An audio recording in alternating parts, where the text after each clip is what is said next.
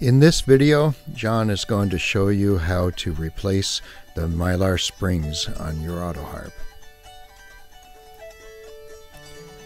First, we need to remove the end caps. That one was already loose. John is showing you that he's using a number 2 Phillips head on this screwdriver. This particular screwdriver is a multi-driver. Removing 2 screws from each side, or 1 screw from each side, 2 altogether, and then removes that cover. Now carefully pick up your bars and place them on the table. You might find it's a good idea to take a picture of your layout just in case the cat gets up on the table and causes a problem. And now he's going to change that tip to a number 1 Phillips tip because the next screws are smaller. There's 4 of them. 1, 2, 3, and 4.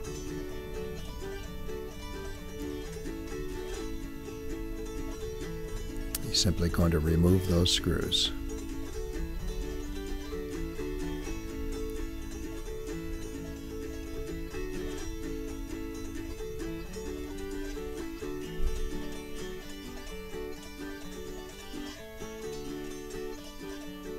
Now you can see that you have 2 more screws to remove in order to remove the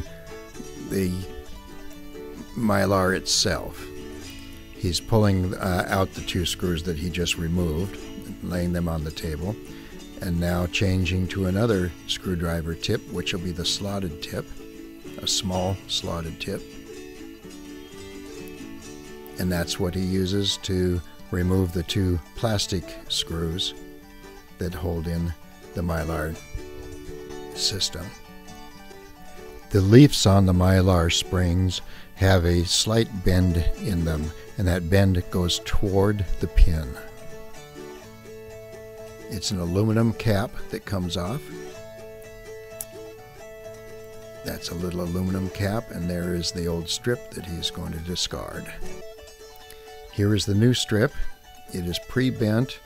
It has the slots and it has the holes in it, and all he needs to do is line them up carefully so that the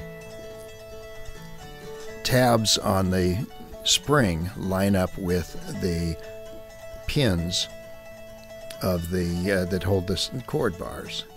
He's going to line those up, put the aluminum strip back in place, and now start placing the screws in. The tool that you see by his left hand, that's a simple paper punch.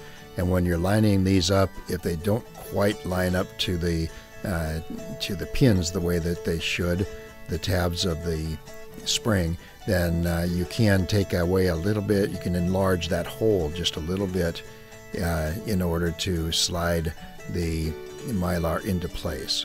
You probably won't need it, but we're just pointing it out in case you run into a situation where you do.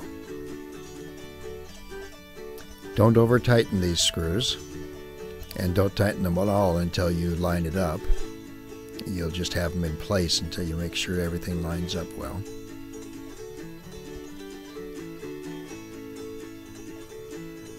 Now you can see the tabs of the spring and how they line up to the pins. Once you know they're lined up, tighten it down snugly, but not too tight. Now he's going back to the number 1 Phillips head and replacing the screws exactly where they came from. We call that a comb, the part that holds the bars.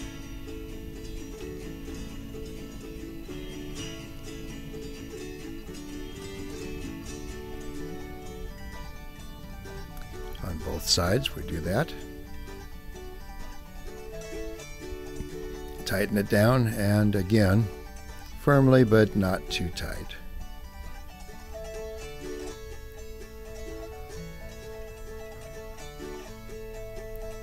Now he's going to remove the next one, and he gets to working very quickly because you know what they say, time is money. Removes the 2 screws, changes the driver, removes the 2 screws on the aluminum tab, replaces the spring, puts the aluminum cap back on, and replaces the screws. Might take a minute to line those screws up. You don't want to cross thread them, so just make sure they line up properly. Once you know that everything is lined up, you can tighten them down. And there it goes back onto the auto harp.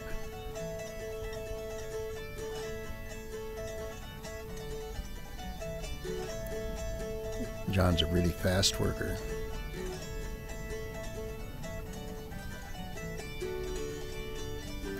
Now it's time to get those bars and put them back into place.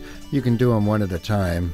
We do it so much in the shop that we get used to carrying more than one bar at a time.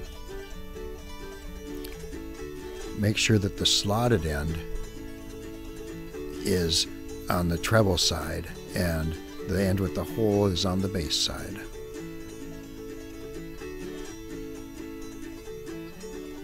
Now we go to the number 2 Phillips head.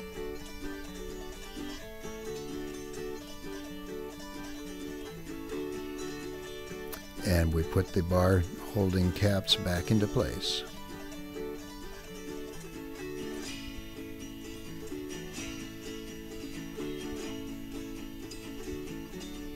Again, tighten them down, but not too tight. And then try all your buttons to make sure that nothing is hanging up. If anything is hanging up, you can fix it now. And then strum a chord, and you're ready to play again.